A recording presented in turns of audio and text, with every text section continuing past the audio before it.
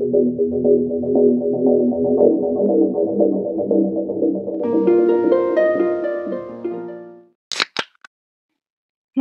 seorang pria dan seorang wanita bersahabat dekat tanpa muncul percikan asmara di antara mereka? Sebuah pepatah Jawa yang berbunyi Witing Kresno Jalaran Soko Kulino, artinya jatuh cinta karena terbiasa, mungkin bisa menjadi penjelasan paling tepat mengapa sulit bagi seorang pria dan seorang wanita bersahabat dekat dalam waktu lama tanpa timbul perasaan suka. Seperti yang dialami oleh sahabat karib, Bo Son Ho dan Sang Hwasyang, persahabatan mereka berakhir secara tragis karena Bo Son Ho memendam rasa suka pada sahabatnya yang cantik. Sebelum kita masuk ke dalam kasusnya, harap maklum kalau ada salah penyebutan nama dalam bahasa Mandarin karena Weekly tidak bisa berbahasa Mandarin. Untuk kalian yang baru pertama kali bergabung, selamat datang. Jangan lupa subscribe dulu ya.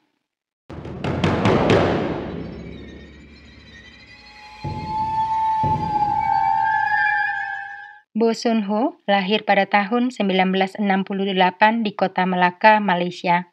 Bo terlahir dengan tingkat kecerdasan rendah sehingga dia putus sekolah saat duduk di SMP dan memilih bekerja membantu usaha ayahnya di bidang mebel.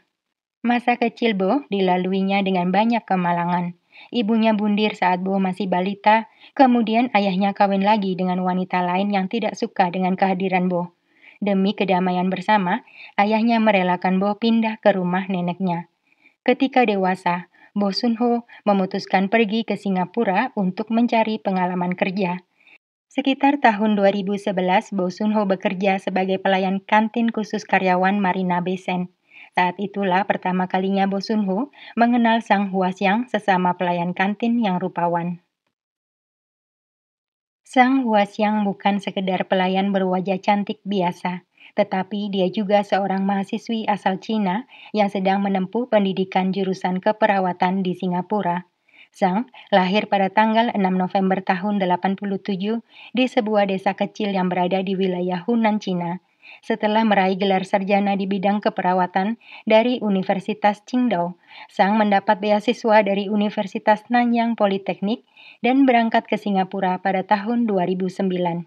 Sambil kuliah, Sang bekerja sampingan sebagai pelayan di sebuah kantin karyawan Marina Bay Sands, di mana dia pertama kali berkenalan dengan Bo Sun Ho. Sang masih muda, usianya baru awal 20-an. Dia baik hati, ramah, dan penuh perhatian. Sedangkan Bo Sun Ho, usianya sudah hampir separuh abad. Dia pemalu dan kurang percaya diri. Perbedaan usia di antara mereka tidak menghalangi persahabatan Sang dan Bo. Keduanya sangat akrab bahkan punya panggilan spesial. Bo Sun Ho memanggil Sang dengan sebutan Tuan Putri Siang, sedangkan Sang memanggilnya dengan sebutan Dewa Makan karena kegemarannya makan. Pada tahun 2013 setelah menyelesaikan pendidikan keperawatannya di Nanyang, Sang yang saat itu berusia 26 tahun diterima bekerja di Rumah Sakit Nasional University dengan bayaran yang lumayan. Meski pekerjaan baru Sang membuatnya terpisah dari Bo, tetapi persahabatan mereka terus berlanjut. Keduanya masih sering bertemu dan melakukan banyak kegiatan bersama, seperti belanja atau sekedar nonton film di bioskop. Hingga suatu hari, Boh mulai menyadari perasaannya kepada Sang sudah lebih dari sekedar sahabat. Sikap Sang yang selalu perhatian padanya membuat Boh merasa berharga. Tetapi Boh tidak percaya diri dan terlalu takut kehilangan Sang bila dia nekat mengungkapkan perasaannya. Maka Boh memilih untuk memendam rasa sukanya di dalam hati. Semakin disembunyikan perasaan Bo kepada Sang justru bertambah dalam. Bo jadi suka memanjakan Sang, mentraktirnya makan malam, membayari belanjaannya, membelikannya berbagai barang atau sekedar nonton berdua. Bo memperlakukan Sang seolah mereka pacaran, padahal tidak pernah ada status pacaran resmi di antara mereka. Hubungan tanpa status itu berjalan selama beberapa tahun, dan Sang sepertinya tidak keberatan diperlakukan spesial oleh Bo.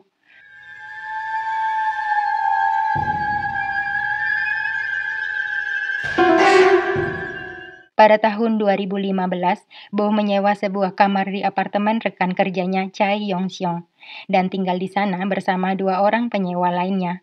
Saat itu Sang sering datang berkunjung ke sana hingga membuat Bo dan semua penghuni lain mengira mereka memang betulan pacaran. Bo akhirnya memberanikan diri untuk menyatakan perasaannya kepada Sang dan langsung mengajaknya menikah. Tidak seperti harapan Bo, Sang tampak terkejut dan dia tidak memberikan jawaban yang jelas atas pernyataan cinta dan lamaran Bo, sehingga membuat situasi jadi serba canggung. Setelah kejadian itu, sikap Sang kepada Bo dan teman-temannya jadi berubah. Sang menjaga jarak dan terkesan menjauhi Bo. Situasi itu membuat Bo merasa digantungkan oleh Sang yang tidak juga memberi jawaban atas lamarannya dan terus menghindarinya. Akhirnya, pada tanggal 18 Maret tahun 2016, Bo nekat mendatangi apartemen Sang untuk meminta kejelasan.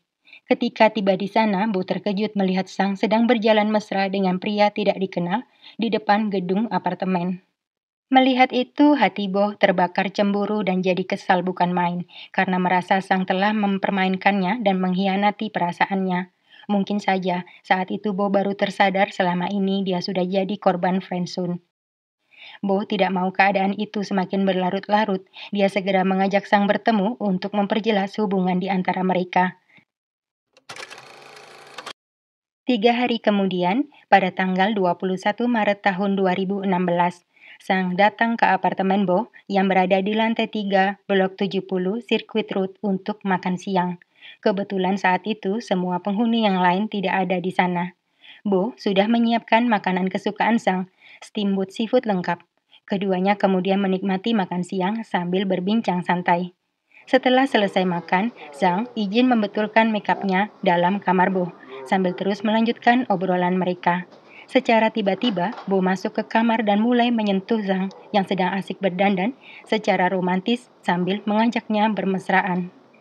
Zhang yang tidak punya perasaan apa-apa terhadap Bo, jadi marah dan langsung mengusirnya keluar dari kamar sambil memaki dengan kata-kata kasar. Mendengar itu gantian Bo yang jadi emosi. Dengan nada tinggi dia bertanya, siapa pria yang dilihatnya berjalan bersama Sang 3 hari yang lalu. Saat itu Sang jadi kesal karena merasa Bo tidak berhak mengurusi kehidupan pribadinya. Sang berniat melampiaskan kejengkelannya dengan menyakiti hati Bo. Dia sengaja mengaku bahwa pria itu adalah teman kencannya dan bahwa selama ini Sang masih berhubungan romantis dengan mantan pacarnya setiap kali pria itu berkunjung ke Singapura. Rencana Sang rupanya berhasil menghancurkan hati Bo, tetapi keadaan jadi memanas hingga berakhir dengan buruk untuknya. Pengakuan Sang bagaikan menyiram minyak ke dalam kobaran api. Bo yang merasa tersakiti jadi gelap mata, tanpa sadar sudah menyambar handuk biru dari kamar mandi, membekap Sang dari belakang hingga kehilangan nyawa. Setelah itu, Bo memindahkannya ke tempat tidur, melucutinya hingga polos, kemudian mulai mengabadikan momen tak senonoh itu menggunakan ponselnya. Bo sempat mencoba melakukan hubungan, namun usahanya gagal karena kondisi Sang telah tiada. Awalnya Bo berniat membuang dalam koper tetapi gagal karena jasad keburu kaku. Setelah kehabisan akal, Bo akhirnya memutuskan untuk kabur ke Malaysia dan meninggalkan Sang dalam kamarnya dengan ditutupi selimut. Bo kemudian menghubungi Chai Yong Siong, teman sekaligus pemilik apartemen, untuk mengabarkan kepulangannya ke Malaysia selama beberapa hari dengan alasan urusan bisnis. Setelah itu Bo segera kabur menempuh jalan darat untuk minta perlindungan dari keluarganya.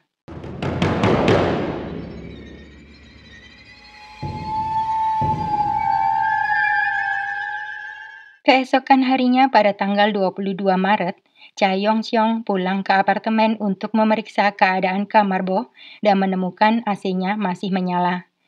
Chai kemudian masuk ke sana berniat hendak mematikan AC, tetapi dia tersadar ada seseorang tidur di kasur Bo tertutup selimut. Sekilas Chai melihat ada sepatu wanita di sana. Dia menduga sosok yang tidur itu adalah kekasih Bo, Sang Hua Xiang. Chai membangunkan wanita itu secara perlahan, namun tubuhnya tidak bergerak sama sekali dan terlihat sangat kaku. Chai kemudian memberanikan diri untuk menyingkapkan selimut dan seketika langsung menjerit ketakutan melihat apa yang ada di bawahnya. Sang Huaxiang telah tiada, terbaring kaku tanpa sehelai benang pun. Tak lama kemudian apartemen itu sudah dipenuhi petugas kepolisian dan tim medis. Jasad Sang dibawa oleh tim forensik untuk dilakukan pemeriksaan. Kepada polisi, Chai mengaku menyewakan kamar itu kepada temannya bernama Boh Sun Ho, seorang pekerja migran asal Malaysia yang memiliki izin tinggal resmi sejak tahun 2015. Chai mengaku terakhir kali berkomunikasi dengan rekannya itu kemarin saat Boh pamitan pulang ke Melaka. Kepolisian Singapura kemudian menghubungi pihak polisi Diraja Malaysia terkait kasus tersebut dan adanya kemungkinan Bo Sun Ho bersembunyi di sana. Di hari yang sama Sang ditemukan, Bo menghubungi Chai menggunakan nomor Malaysia. Sesuai petunjuk dari kepolisian, Chai diminta untuk menggali pengakuan Bo dan membujuknya agar mau kembali ke Singapura. Dengan suara gemetar dan nada bicaranya yang galau, meluncurlah pengakuan Bo dalam bahasa Mandarin terkait peristiwa kematian Sang. Bo mengaku tidak sengaja menghabisi Sang karena terbakar cemburu dan terbawa emosi. Awalnya dia hanya ingin menakut-nakuti Sang, namun aksinya kelewatan hingga berakhir tragis. Sebenarnya saat itu Bo berencana membuang di beberapa lokasi, tetapi dia tidak tega. Kemudian dia berencana membuang dalam koper namun gagal. Akhirnya Bo terpaksa meninggalkan Sang terbaring di kamarnya. Pada akhirnya, Chai gagal meyakinkan Bo untuk kembali ke Singapura. Tetapi pihak kepolisian sudah berhasil memastikan keberadaan Bo di sebuah hotel yang berada di Melaka. Rupanya, seluruh keluarga Bo menolak melindungi dan ikut campur dalam permasalahannya hingga dia terpaksa menginap di sana. Pada tanggal 4 April tahun 2016, polis di Raja Malaysia berhasil menangkap Bo Sun Ho saat sedang makan malam. Berkat adanya perjanjian ekstradisi antara Malaysia dan Singapura, maka keesokan harinya Bo Sun Ho dipindahkan ke Singapura untuk mempertanggungjawabkan perbuatannya di sana. Akhirnya pada tanggal 7 April tahun 2016, Bo Sun Ho secara resmi didakwa atas tuduhan pembunuhan Sang Hua Xiang dan langsung ditahan selama proses persidangannya. Persidangan dimulai pada tanggal 18 September tahun 2019 atau 3 tahun setelah kejadian. Bo Sun Ho yang saat itu sudah berusia 51 tahun, lewat tim kuasa hukum kenamaan yang mewakilinya, menyatakan rasa penyesalan atas insiden yang terjadi. Bo mengaku aksinya tidak direncanakan dan terjadi secara spontan akibat pernyataan korban yang menyinggung perasaannya. Atas dasar itu, tim kuasa hukum Bo mengajukan permohonan keringanan hukuman. Chai Yong-seong, mantan rekan kerja sekaligus pemilik unit apartemen di mana Bo menyewa kamar, memberikan kesaksiannya di pengadilan. Diketahui sejak awal Bo pindah ke sana, Sang sering datang berkunjung. Sikap dan perilaku Sang saat itu membuat Chai dan semua orang yang tinggal di sana mengira Bo dan Sang memang pacaran. Selama tinggal bersama, Chai tidak pernah merasakan perilaku Bo menyimpang. Pria itu memang pendiam, namun ramah dan bisa bergaul. Meski awalnya Bo sempat berbohong padanya dengan mengaku usianya 40 tahun padahal 47 dan mengaku memiliki istri dan anak, padahal masih lajang. Tetapi menurutnya, Bo berbohong untuk menutupi rasa malu sebagai perjaka tua. Sebenarnya di Singapura, aksi pembunuhan seperti yang dilakukan oleh Bo terancam hukuman mati. Tetapi jaksa menurunkan tuntutan hukuman menjadi penjara seumur hidup karena tidak ditemukan adanya unsur kesengajaan serta Bo menyesali perbuatannya. Akhirnya, pada tanggal 7 Februari tahun 2020, hakim menyatakan Bo Sun Ho bersalah dan menjatuhkan hukuman penjara seumur hidup padanya. Bo sempat mengajukan banding atas keputusan itu, tetapi ditolak oleh hakim. Keluarga Sang Hua Xiang merasa sangat terpukul dan bersedih atas kepergiannya dengan cara yang begitu tragis. Rekan kerja dan para pengajar di kampus mengenang Sang sebagai sosok perawat berdedikasi dan berkepribadian yang baik. Sang Hua Xiang dikremasi di Singapura dan disebarkan di lautan. Tidak ada seorang pun di dunia ini mau berada di area friendzone yang penuh ketidakpastian. Menyukai sahabat secara sepihak tentu banyak sakit hatinya. Menurut Weekly, laki-laki dan perempuan sulit menjadi teman saja, tetapi sulit bukan berarti tidak mungkin. Bisa saja ada persahabatan pria dan wanita yang sukses menjaga batasan, namun kemungkinannya sangat kecil. Karena sejatinya, laki-laki dan perempuan tercipta untuk saling tertarik satu sama lain secara romantis. Bagaimana menurut kalian? Sekian dulu kasus Weekly hari ini.